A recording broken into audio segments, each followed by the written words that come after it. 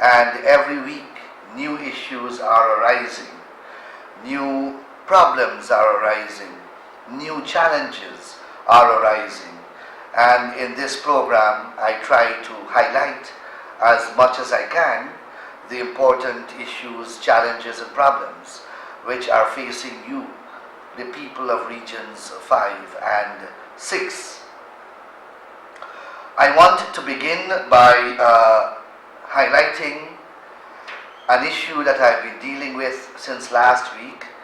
You will recall last week I met on set here with a group of farmers. They rear cows, goat, sheep, and other animals, and they complain bitterly about the treatment that is being meted out to them by persons who are who are stray catchers. The complaint is that these persons catch their animals, although the farmers are present, they are in control of their animals, they are grazing these animals, and notwithstanding, these stray catchers catch these animals, sometimes chase them away from these farmers, and then catch them and take them to Reliance Police Station, where exorbitant sums of money have to be paid by these farmers.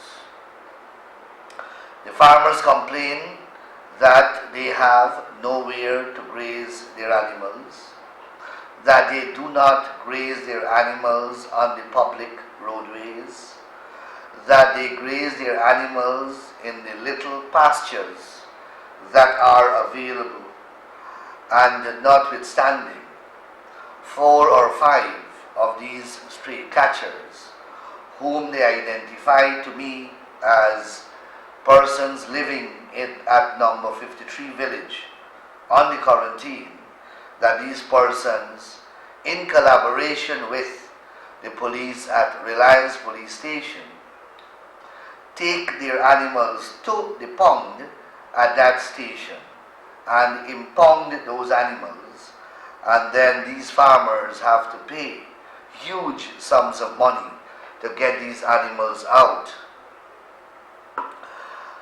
This afternoon, I held a follow-up meeting at Reliance Kanji at the home of one of the farmers. At that meeting were the vice chairman of the region, Comrade Dennis Dirup, because I am told that the chairman, Comrade Armagan, is on leave. Also present was the chairman of the NDC of that area. And I had a gathering of about 150 residents of Reliance Village, Kanji, most of whom were farmers. And the press was there as well. And these farmers detailed their plight to me and to the press, to the meeting. And the story is really horrible. 2 or 3 farmers have paid over $1 million each. Let me repeat that.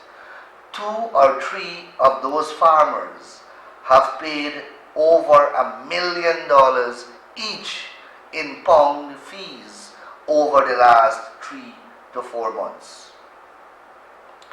Another set of farmers have paid hundreds of thousands of dollars each over the last 3 months as pound fees to get their animals out.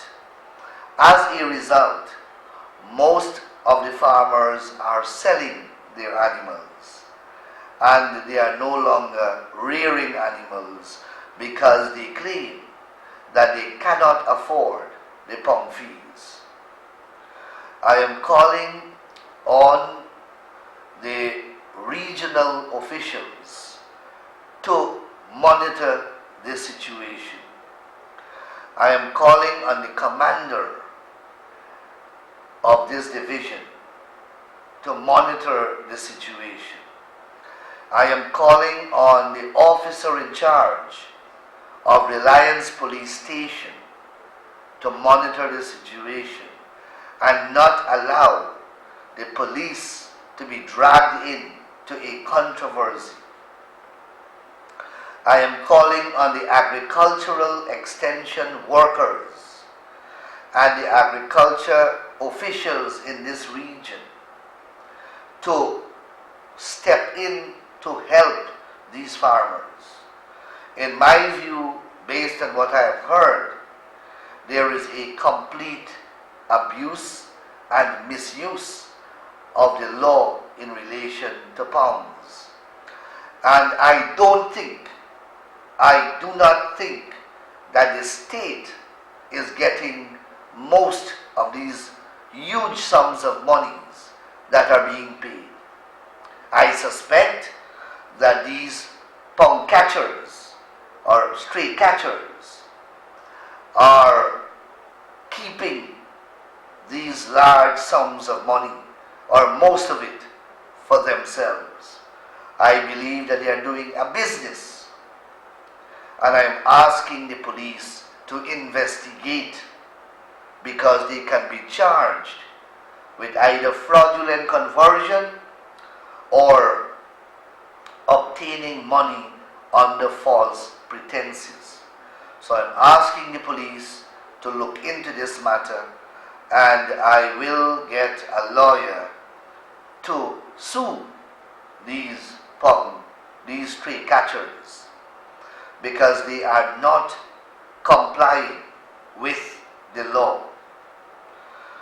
I received another bundle of complaints that Gaisuku is also impounding people's animals, and Gaisuku officials are charging persons pong fees. As far as I am aware, Gaisuku is not an authorized pong.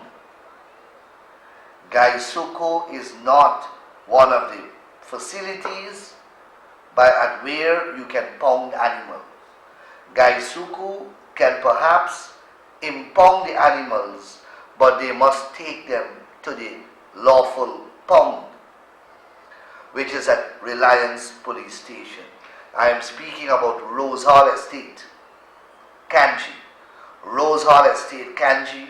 My complaint is, and persons have receipts, that they have paid officials of Gaisuku large sums of money for release of animals impounded by Gaisuku. Gaisuku, based on what I know, has no lawful authority. Rose Hall Estate has no lawful authority to impound animals. So this issue is developing some momentum here in Berbice, and I am not going to let it rest until it is addressed by the competent authorities. And indeed, I am initiating my own course of action on behalf of the farmers.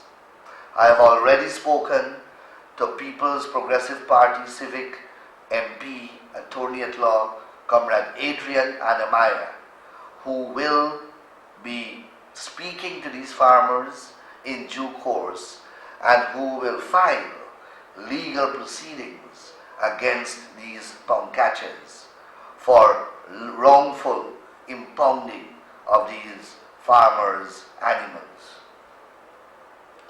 Someone drew my attention to an article written by Abel Sitaram about my last program, where he made some comments about what I said in relation to impounding of animals.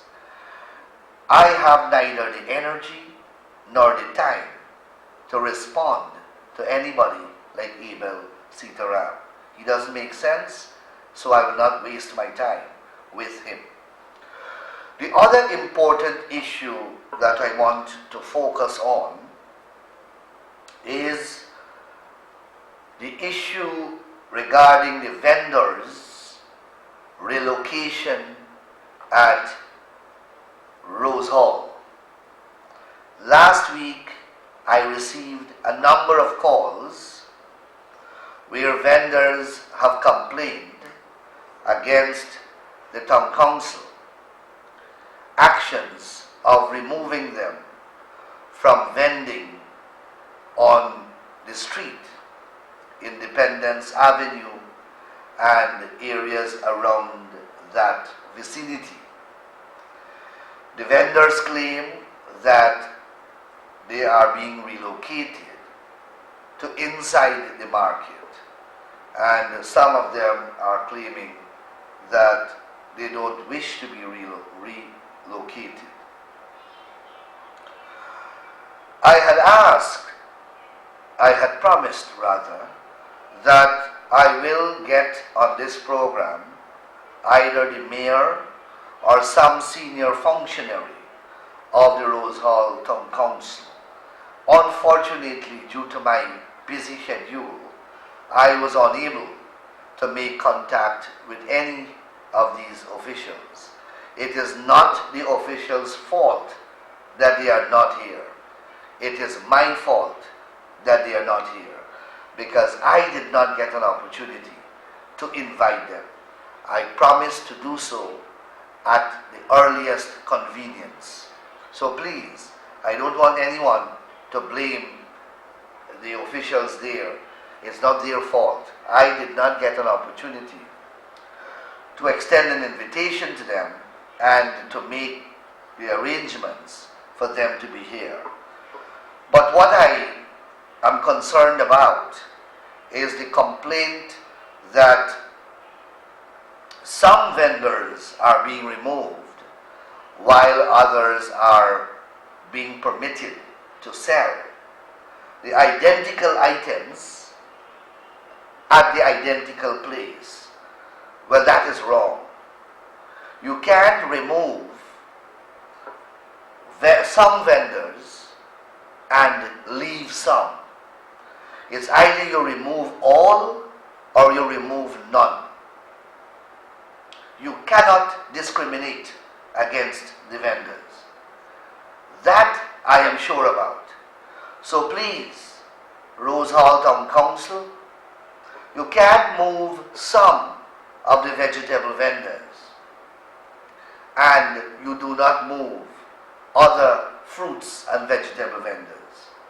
If you are moving them, you either move all or you move none. But I will return to this matter when I have more information. I have also reported this issue to the leadership of the party, and certain directions were supposed to have been handed down to our councillors and to the mayor. So I will leave that issue for the time being as I address some other issues. This week we had also the case coming up involving 5 NDCs that had tied results at the last local government elections, as well as the municipality of Mabaruma. That also was tied in terms of allocation of seats. The APNU, AFC and the PBP got equal number of seats at 5 NDCs and at the Mabaruma municipality. As a result, when the councillors met in accordance with law to elect the chairperson, and in the case of Mabaruma, the mayor, you had an equality of votes because you had equal number of PPP councillors and equal number of AP and UAFC councillors. So when they voted, the votes tied. The law says that when that happens, the overseer must fix a date for an election to be held by the people in that local authority area, who would be required to vote for one of the two persons who tied for the chairmanship position. The law is extremely clear on that issue. If there is a tie, then the two persons who are tied must go to the electorate, and the people, they must hold backup elections in the area, and all the people must vote either for Mary Jane or for Jack. If Jack wins, well, then he's the chairman. If Mary Jane wins, then she's the chairman. If, however, there is a tie again, then the minister, Bolkan, can select one of these two tied persons to be the candidate. Of course, if the entire local authority area votes back again, it is almost impossible for there to be a tie. Impossible. However, the law, in its wisdom, put a safety mechanism in place and provides that in the unlikely event that there is a tie, then and only then the minister can appoint, can select one of the two. What this government did, Basil Williams either cannot read, or he doesn't understand, or they don't care. They're so accustomed to undemocratic behavior. They're so accustomed to stealing elections that when there was the first tie at the council, as I said, the next step is for the overseer to fix a date for elections, and new elections have to be held between these two candidates. That is what the law says. After the first tie, Bolkan stepped in and he broke the tie by selecting one of the candidates as the chairperson, and in the case of Mabaruma, as the mayor of Mabaruma. Of course, and we challenged it in the court. The law is very clear, we cannot lose. But Basil Williams, in order to avoid the case, avoid and to delay the case every week, he's traveling out of the jurisdiction.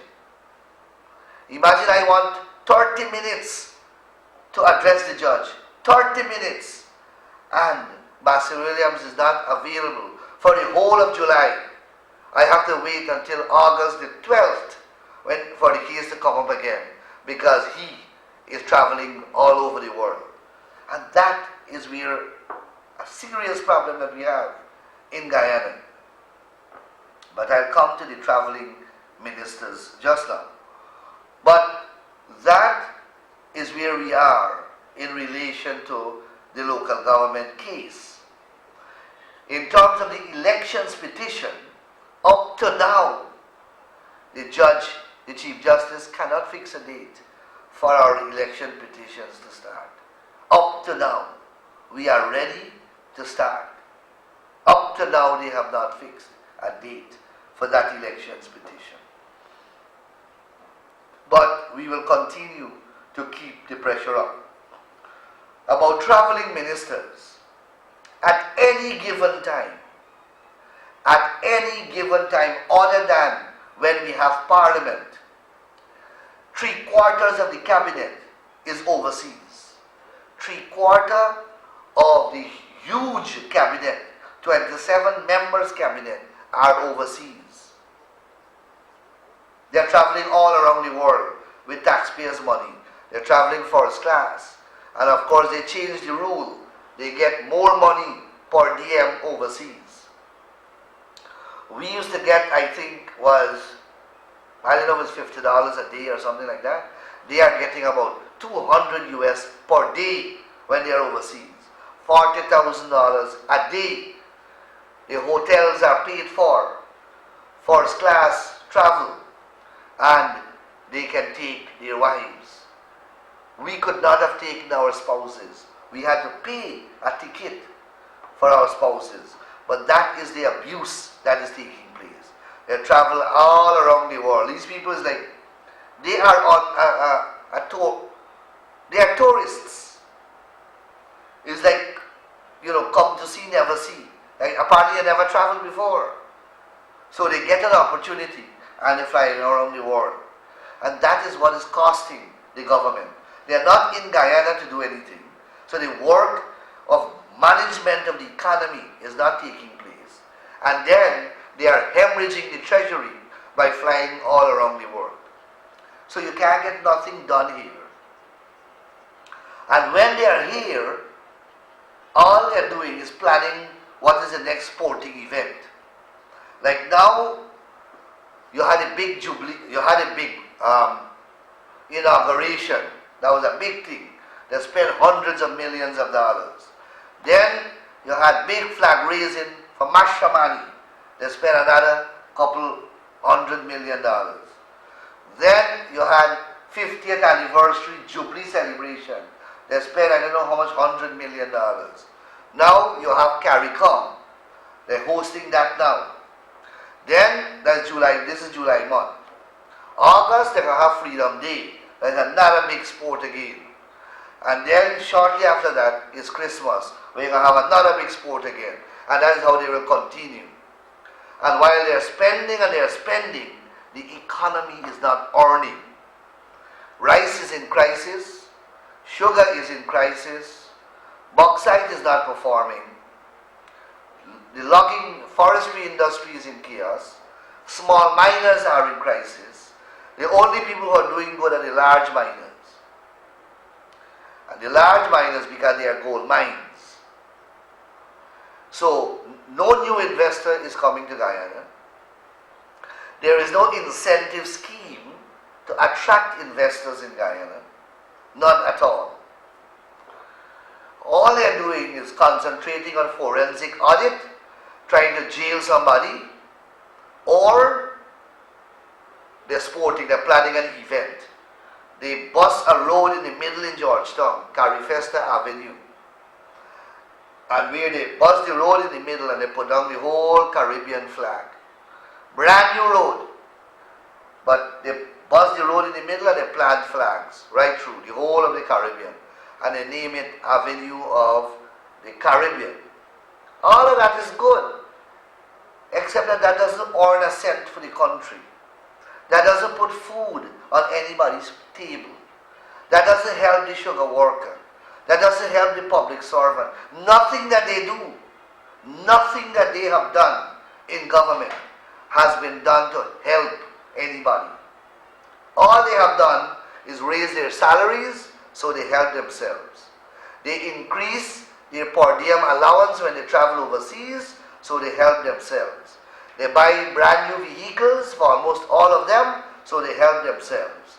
Nagamotu renovated the Prime Minister house at about $40 million, so he helped himself. And that is what they have been doing. Ministers who used to live in some flat houses now live in rented premises, paying $1 million per month and $500,000 per month rent. That's what the government renting for a couple ministers who don't have houses in Georgetown. $500,000 and $1 million a month rent. Then you have to pay their light bill, their phone bill, their guard, their maid.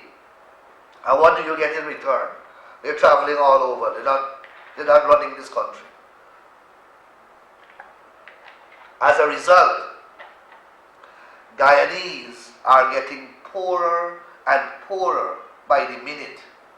Every day you wake up, you are poorer than yesterday. Because every day there is a new measure in place that is intended to make you poorer.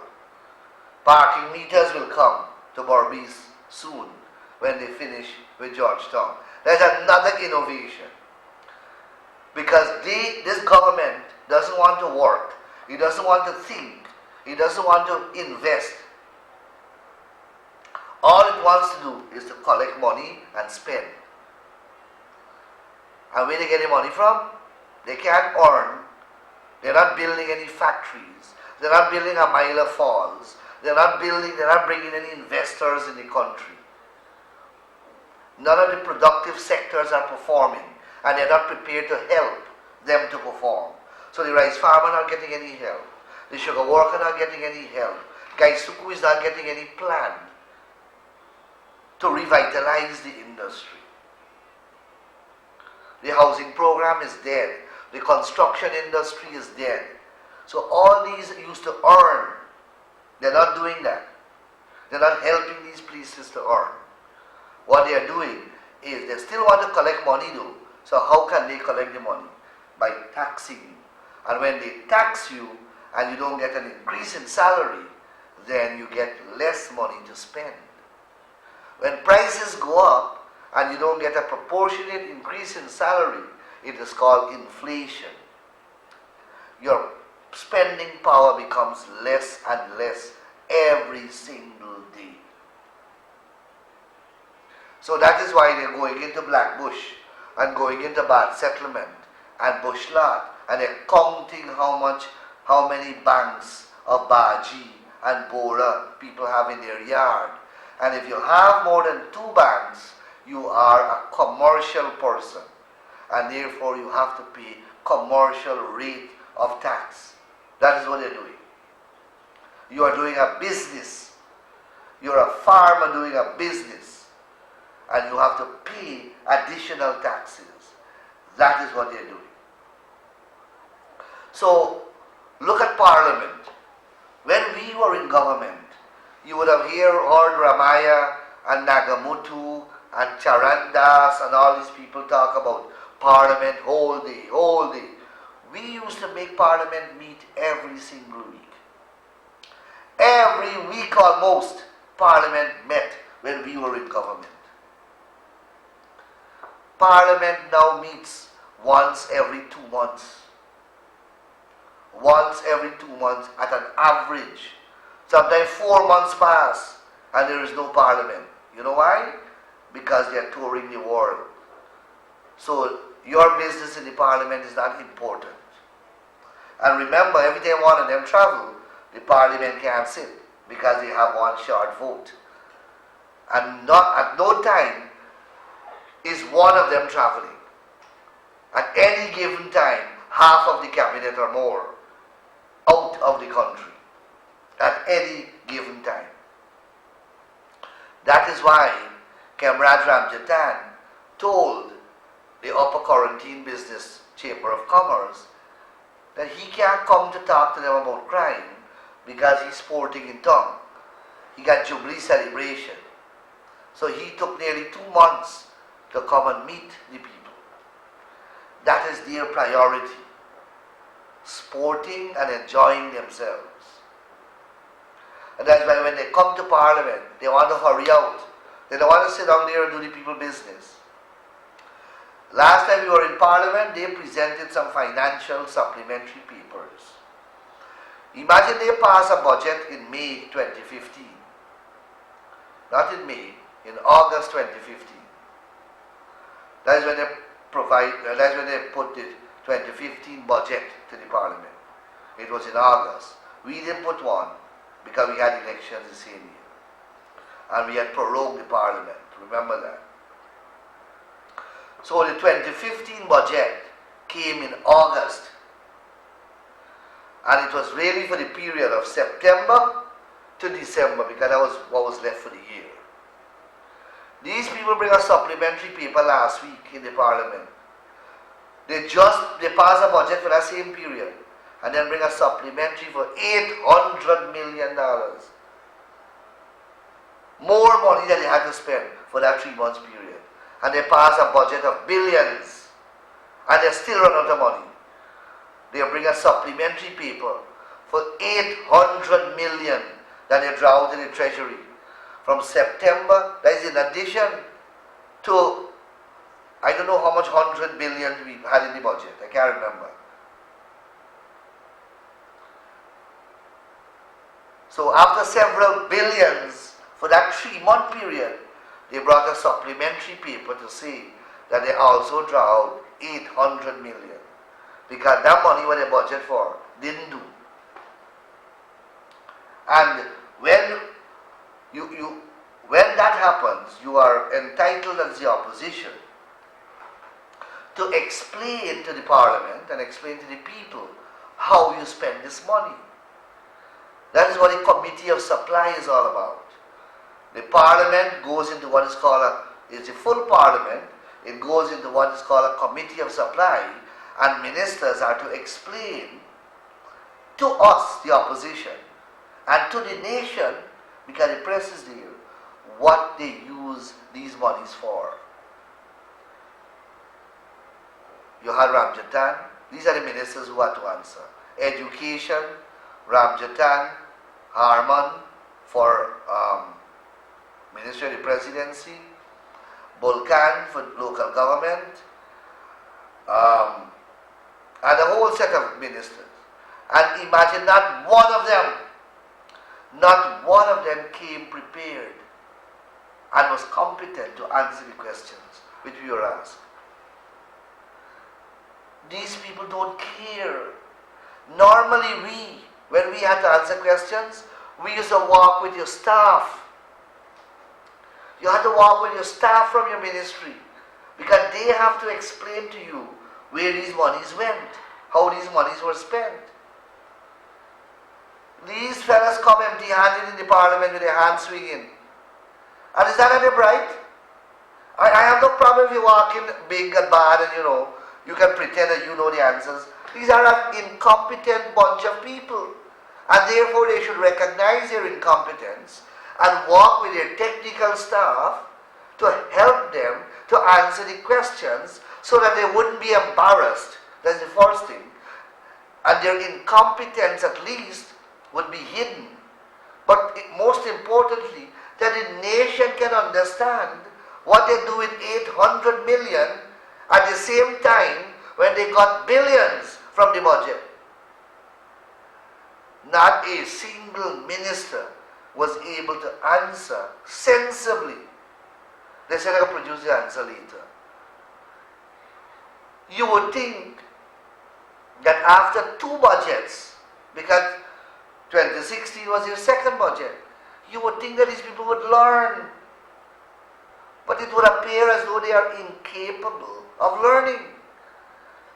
Because why else would you walk with your 2 empty hands to the National Assembly, knowing full well that you are going to be grilled about the expenditures that you are asking parliamentary approval for? You just can't bring a piece of paper and expect us in the opposition to rubber stamp it for you. Our duty as parliamentarians and as protectors of taxpayers' money is to examine you on what you expended this money for. What you expended this money for. None of them could have answered. So you have that is the way Parliament is performing. It is sitting irregularly. It is sitting only when they are not traveling, which is a rarity. And when they bring stuff to the Parliament, they are incompetent to effectively deal with their own business. It's their business, they are bringing these things. And they don't understand, most of the time, what they are bringing. The other issue that I want to treat with and to address is the question of FATF, AMLCFT, the anti-money laundering, countering the financing of terrorism legislation. You would know that when we were in the opposition, when we were in government, and they controlled the 10th Parliament, they had a majority of 33 seats and we had 32. We were supposed to pass certain bills in that parliament to update our laws dealing with money laundering and terrorism. And if we failed to do so, the international community would penalize us and we would be blacklisted, and our financial infrastructure would have been under stress, and the banks and all the companies doing business in Guyana will have to go through a whole great ordeal of producing documents and so on, because Guyana would have been blacklisted internationally. You would have heard me explain this when I was Attorney General a million times. Notwithstanding, this government, while it was in the opposition, voted down those bills and caused us to be blacklisted. They caused us to be blacklisted. They caused us to be put under what is called review process by the Financial Action Task Force of the Caribbean, as well as the World Organization, the World Body. After 1 year, and they have a majority in the parliament, they can't take us out of the problem that they have put us in. We remain in the same way that we were 1 year ago. Although they control the parliament, they passed 3 bills, and yet we can't come out of this problem that we are in. The Attorney General just came back from Korea. You see where they've been to? Korea. And in Korea, you had the FATF conference. He came back and he reported that Guyana will soon exit the program that we are in, because we are under what is called evaluation. We are being monitored because we are a delinquent country, because we didn't pass this law. They have the power now and they still can't pass the law because they don't know what to pass, and that's the incompetence that I'm talking about. But what they did, they changed the law, which I had, and they put a new structure in place. They put a whole complicated arrangement in place, and the people who got to work in these organizations must come from the parliament. Parliament has not yet appointed a single person to this organization that they have created. Yet they went to FATF and told FATF, you know what? Our FIU, the Financial Intelligence Unit, is okay. It is up and running, and misled that international organization into believing that we are okay. It's only when the Attorney General returned from Korea and issued a statement that I took the statement and go to the internet and read what FATF said about Guyana. Then I realized that somebody is lying. Somebody is lying. Now, when this lie is unearthed, when this lie is unmasked, we are going to find ourselves in even greater difficulties. So to the Berbice Chamber of Commerce, please read my press release and please read what the Attorney General said. And you will see that someone has misled the FATF on this matter. Please issue a statement asking for clarity, because if that is so and the FATF realizes that our policy makers are lying to them, then we will be in deeper problems than we are currently. So to the Chamber of Commerce in Berbice, I don't know the names, I know that you have more than one. Please pay attention to what is going on. Hold a meeting and issue a statement asking for clarifications on this matter. Because somebody is lying. The phones have been going non-stop since the beginning of this program, and I will now begin to take a few phone calls. Caller, you're on the air. Good night. Good night. I'm calling from Hampshire. Hampshire, yes. We pay like to be transport like about 8 years now. Whom did you pay? At the housing. 8 years ago? Yes. How many of you? Plenty people, you know, and they must say the transport not process every time we call. No, okay, but how far is it from being processed? When we call each day, them say it's still here, and then we call them back again, so we don't know. All right, look. All right, caller. Thank you. Thank you very much. Yes.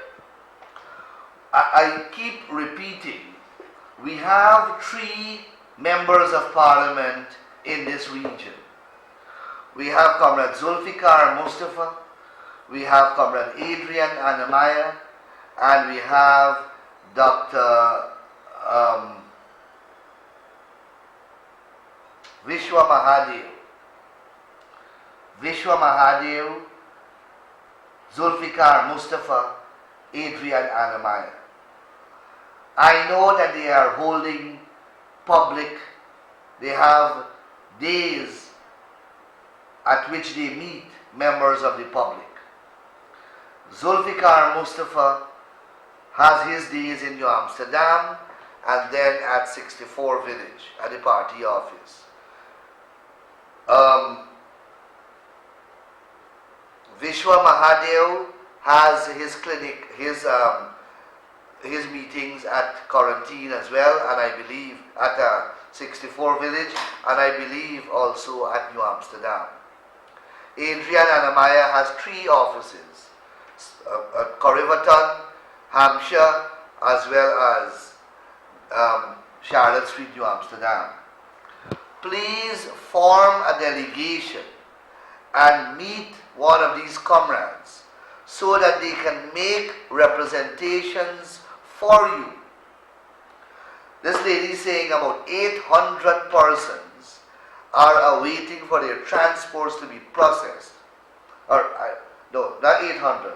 Several people, I don't know how many, large number of persons are waiting for their transports to be processed at housing for the last 8 years. Well, please make contact with Anamaya. He lives at Hampshire.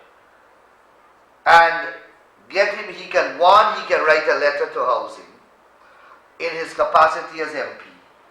And secondly, he can ask a question of the Minister of Housing in the Parliament. When would the transport be ready for the residents of Hampshire? They have been waiting for 8 years. And once we ask that question, there will be some momentum to get the process expedited. So, callers, viewers, please use the facilities which are available to you. Don't wait until I come on this program. I mean, please call me on this program, but use our comrades who are here in the region as well. Caller, you're on the air. Good night, sir. Good night. So you heard about the animals and so on. Where are you calling me from? Bushlat. Bushlat. West Coast? Yes, the Salisbury. Yes. Now, there are some things we got to address. If a person wants to contact the guy on peace land, enough man get goat, sheep, cow, horse, and then get a place to mind them. The other day, they were in the mandir, believe it or leave it. They were in the horses was in the mandir and they create a mess in the mandir. Bushlat Sanatan mandir. And they are in the yard. The mandir is not fenced? Mandir fence, but they open the gate and block the fence at the back and so on. Also, they are in the school compound, right? Purposely putting in the cows in the weekends to live. In the health center yard also, All right. that happens. No, but caller, I am not. Is that right? I agree. I am not at all defending strays. If the animals are stray animals, like those that you are speaking about, where nobody looking after them, that's what a stray animal is. But if the owner is there and they are grazing their animal in a public pasture, then pound catchers can't come and take that animal away. That is the gravamen of the farmer's complaint. I agree that if they are stray animals, then they should be impounded. That was the whole purpose of the law. But what we find now, based upon the complaints which I have received, is that they are not stray animals. These are animals that are being herded. They are in the custody of a shepherd or a herdsman or whatever word you want to use. Caller, you're on the air. Hello. Yes? Good night. Good night. Why are you criticizing the government that what they're doing? Huh? It's my job to criticize the I'll government. come strong to come and try to win back the next election. What's that? We say, why you all come strong and try to come back and win the next election? Why are you criticizing? But part of our function as the opposition is to criticize while we advance proposals for solutions of problems. We must criticize. We are the opposition. Yeah, but when you all in power, you all do the same thing. No, man, not at all. You all do the same. No, not at all. When we were in government, we rebuilt this country. The economy over the last 10 years has never been underperforming the way that the economy is performing now. Now, brother, wherever you go, whichever part of this country you go, whatever business you're doing, whoever you talk to, they will tell you that things bad, things slow. You know why that is so? That used to happen during our time too. But we used to ensure that we take initiatives Yes. to ensure that there's economic activity all the time. If there's a sector that is underperforming, you have to step into that sector because our economy is small. If the rice farm is facing problems, it will affect the construction industry. So what you want to do?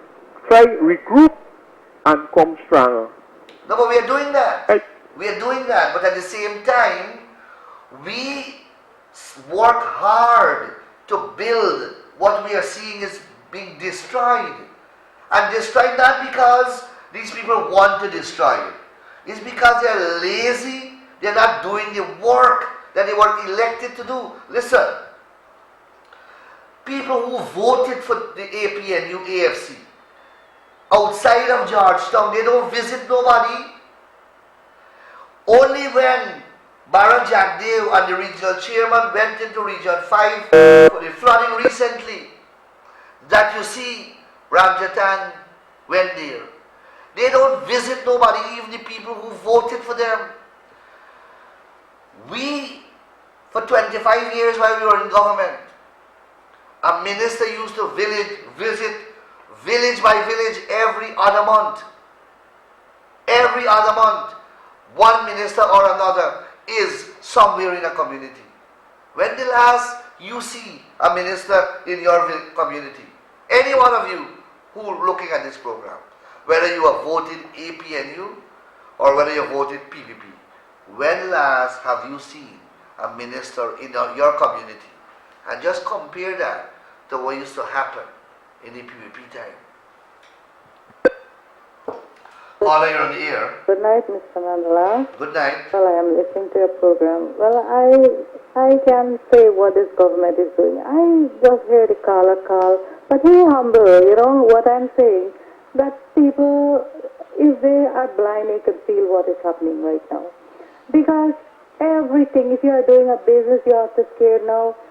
They are coming and they will check you what you have. And so much of bad things. How can we survive with this country? What is Not only GRA, you have an organization now that is called SOKU. Yeah. And government Soku now, is intervening. he don't try even to do some good. He only do the bad things because everybody is crying on him now. You hear all over you go, people is talking, people who put him there. He is not doing for them because, he feels he's a driving seat. He's supposed to do a little good now for the people so that people say that he go. I heard he talk on television that the promises that he made, he never know that now he don't have money to do it. So that it's so be hard. He said the country was running good, so he believes when he go in there, he makes promises and he cannot fulfill them. You know what it's called, Miss? You're being very kind. Everywhere you walk, in professional terms, it's talking about him. it is called incompetence. Yes. And we are feeling pressure because if you can't say you're happy when you have problems. The poor is getting poor and the richer is getting richer. Nobody can say, this is good what he's doing because all around you can see it. All right, caller, thank you. Yes. The caller reminded me of a very interesting program that the president has had recently, television program, in which he said that some of the promises which he made during the elections campaign were ambitious, that they were not real, that they were, they can be delivered. I mean, why did you make them? You make them then to fool people. You made them to fool people. Why did you promise people $9,000 a bag for paddy? Why did you promise the sugar workers 25% increase? You promised the public servants 30% increase. And I don't know how much increase in old age pension. You promised reduction of VAT. Instead we have increase in VAT. We have now items that are VATable that were never the subject of VAT. So there is a net increase in VAT, not decrease. Caller, you're on the air. Oh, good night. Good night. I like to say one thing. That man was Where are you calling me from? Irish. Irish. The one man was called before this caller. I once he goes to the Portmore market or any market, and I see he has more seller than buyer because. No matter what. Don't waste your energy with what he said. Yeah, I have a story. He has a problem because I'm criticizing the government. Well, part of my job is to criticize the government. Yeah, because then do nothing good. And if I'm criticizing the government wrongly or unjustifiably, that's a different matter. Yeah. He didn't say that. Yeah, you don't find any fault where you say wrong about them. Right. Yeah, I have one. He have 7 subjects in one, and how much time you run in a estate on job and you didn't have it. So why don't I say go and take your education and you can have a job? No. All right. Thank you very much, caller. Thank you. And this caller has hit the nail on the head. A large part of this government's campaign was on youth and youth development and how they will transform the University of Guyana and how they will improve the environment to make it conducive for young people to get jobs, that they will create thousands of jobs for young people.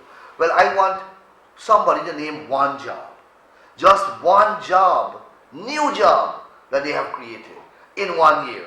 One new job. They have lied to the people. The university is in problems. Not a single thing has been done. Where are the youth programs and youth policies that you promised the people? Caller, you're on the air. Hi, good night, Mr. Nara. Good night. I'm calling from Albion area. Albion, yes. Yes, sir. The thing that you said that every day we getting poorer, that's so true. I don't lie. No lie, sir. Yeah. The thing is that I saw in the paper the fat guy of Brian Hunt. Yes. Yeah. They bring back this thing, the privacy law with Those textbooks, Dorian, sir? Let me talk about that. Yeah, Sure. let me talk about that. Sure. It is on the agenda of this government, based on what they have said themselves publicly, that they will bring in modern copyright legislation. The reason why we did not bring in modern copyright legislation is not that we don't understand the value of it. We do, and we understand the need to protect intellectual property, etc. The reason why we never did it, bring in these new laws, is because our country cannot afford it. We can't afford it because we are a poor people. If we bring in the new copyright laws that they are speaking about, which they promised to bring in before the end of this year, let me tell you a few things that will happen. No DVD and CDs will be sold lawfully in this country. So all the hundreds of DVD shops and CD shops, all the hundreds of people who are selling in the market DVDs and CDs, they will have to close down their business. Because to do so would be illegal. Police will lock you up and seize everything that you have. The cost of one DVD will be 40 to 50 US. You're buying, I think, 5 DVD now for $1,000. You will buy one for $10,000. Because only original DVDs will be sold legally in Guyana. Then all the books and pages of books that are photocopied will have to stop. And that is what we fought against in terms of not bringing that legislation on board. But this government is moving with a breakneck speed to get that legislation on the book. It will cause tremendous, greater financial and economic hardship for the people of this country. This is where I have to say goodbye, unfortunately. We have had a very productive program. We have had a great interactive program, and I must say goodbye to you. I want to take this opportunity to wish the Muslim community and all my Muslim brothers and sisters Eid Mubarak. Eid is either tomorrow or Thursday. Eid Mubarak to all of you, and please enjoy your Eid festivities. I may not be on the program next week, but if I am not, someone will substitute for me. I need to travel to North America very urgently on some private business. Good evening and take care once again. Goodbye and stay good until we meet again.